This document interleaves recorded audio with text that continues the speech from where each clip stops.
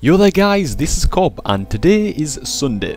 I've not made a Sundays with Cob episode in a while as I've been working on a lot of things behind the scenes recently that I really wanted to kind of announce. Some of them are things like Cobrak 17 progress. I'll be able to talk about that in this video, but there are some things that I really want to share with you guys, but I can't just yet.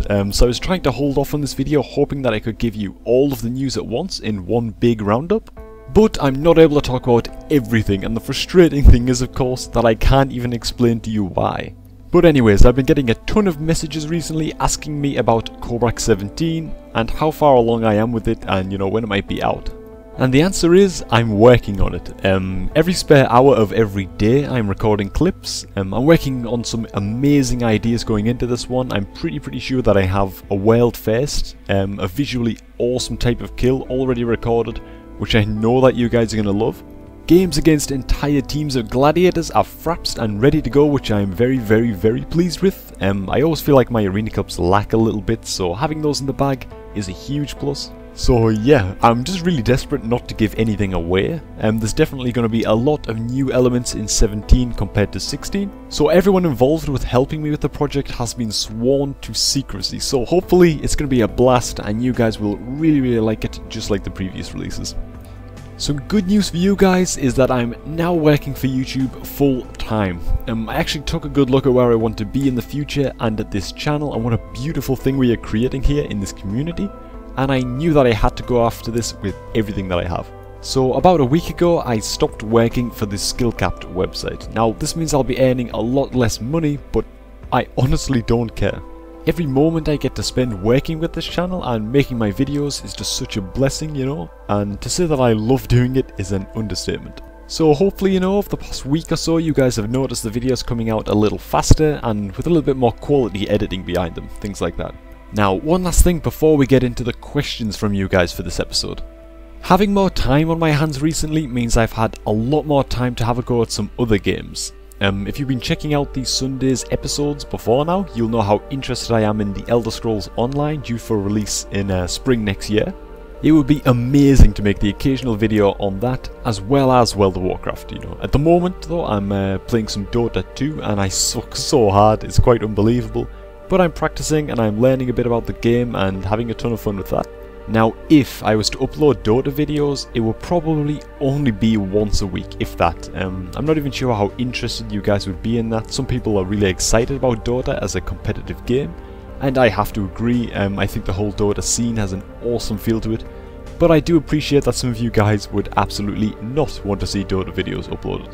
And you wouldn't have to watch them if I did post one every now and then. It's up to you if you click the video or not, maybe you're curious about the game, but I don't know. Like I say, it'll probably only be about once a week for a Dota video, maybe even just once a fortnight. So let me know what you guys think about spicing things up with a new game every now and again. By the way, this definitely doesn't mean I'm moving away from WoW. I just want to slip that in here. World of Warcraft, playing a destruction warlock, no matter how strong or weak they might be, has always been at my core, and that isn't going to change pretty much until WoW dies off, which I don't see happening anytime soon. Alright, that's all the talky stuff out of the way, now for some questions from you guys. 9N8X says, I noticed in your PvP videos you 1vX a lot. Do you have a general strategy for this? Every 1v2 or 1v3 or maybe even higher is different. You have to take into account the terrain. Are there any cliffs that you can knock people off?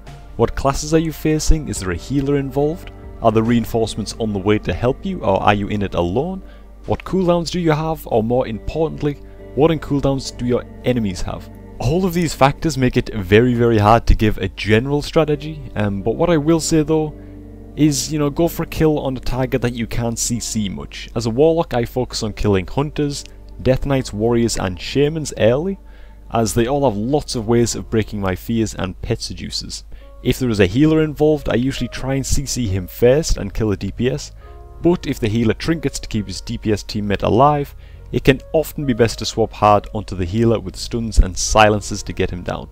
Like I said though, there are a lot of things to consider and I still make mistakes after years of attempting 1vX encounters. It mainly comes down to knowing what the classes you are facing can do, picking the right targets, and then it's down to practice and luck. Kim Anderson asks how to beat Hunter, Ret and Resto Druid in 3v3. Peace and love from Sweden.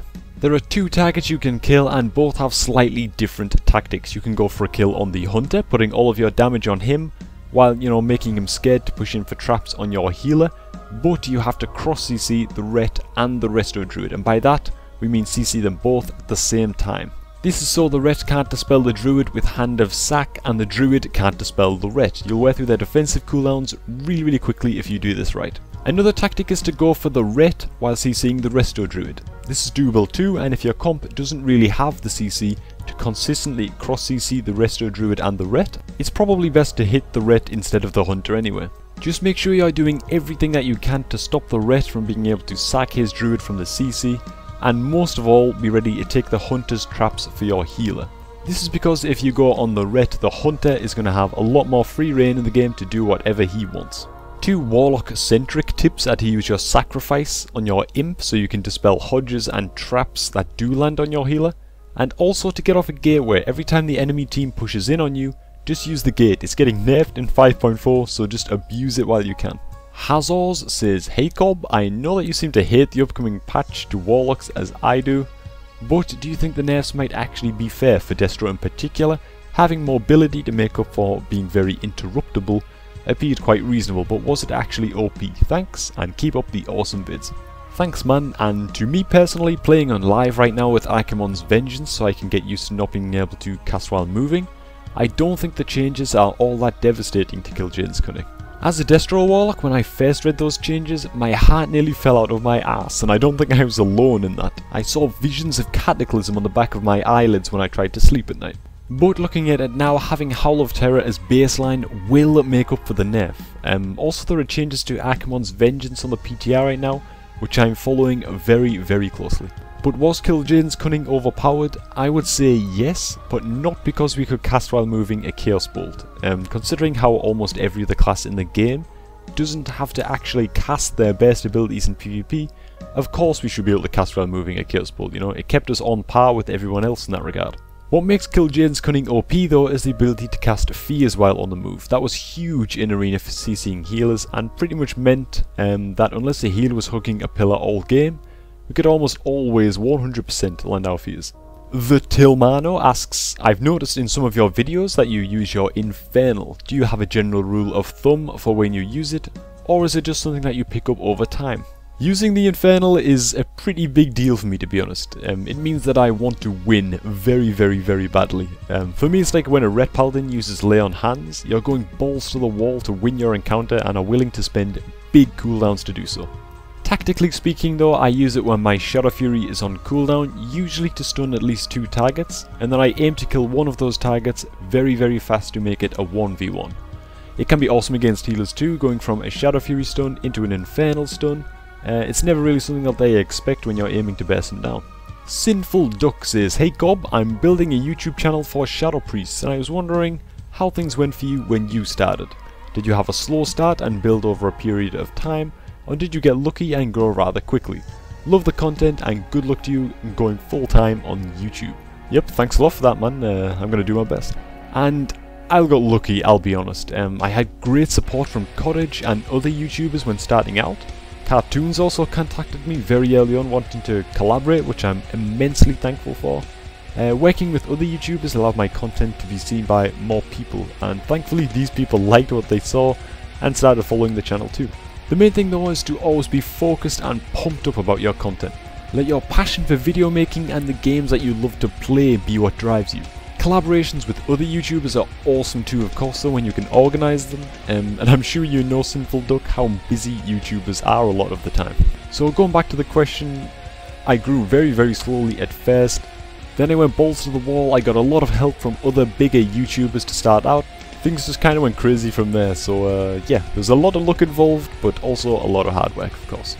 Barney Gumble says, "Hey Cobb, what are your thoughts on the proposed gateway cooldown changes from 15 seconds to 60 seconds on the 5.4 PTR? Seems fatal." It does indeed seem for the lose, but the problem is that other classes benefit too much from the gateway. The mobility of a Mistweaver Monk or a Resto Druid is just insane if they are also able to use a Warlock's gateway.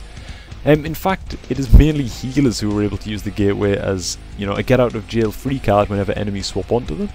Unfortunately for us warlocks, we do really need that gateway to survive. It isn't just a luxury or mechanism for forcing draws, for example, in 2v2 games like some kind of resto druid. Cleave teams, for example, tear us apart a lot of the time before we even reach our gateway, so having a 1 minute cooldown on one is going to be painful for sure. Howl of Terror might help us out with peeling those pesky melees though, but only time will tell. Ben Turner asks, this might sound like a weird one, Cobb, but I've noticed this since Wrath that you seem to like your main Cobrak avatar having long blonde hair and that leather strap. Is this iconic, or do you just generally like that look? I think it started out as me just wanting to have a character that looked as different looking as possible. A blonde undead male was kind of rare, and so was the black face strap, so I just went with that. Then when I started making videos, I suppose it more and more felt like a public image. The look has developed into something that I look at and think, that's Cobrak, you know? If I was to change it up, or God forbid play Alliance, it just wouldn't feel right. I think it's one of those things that us long-time players hold on to. Things like faction pride, and a love for wealth PvP, and a hatred for Raid Finder as I can't gank at summoning stones anymore. And character image goes along with that. Maybe I'm just too much of an old school player, I don't know. Anyways, if you made it to the end of this long ass session of rambling, I really hope that you enjoyed it. I might just make more of a habit of chatting away more in future episodes, letting you guys know what's going on behind the scenes and all of that. We'll have to see. For now though, thank you so much for tuning in. If you have a question that you'd like answered in the next episode, leave it below in the comments. Cheers again though for watching, and I will catch you all next time. See ya.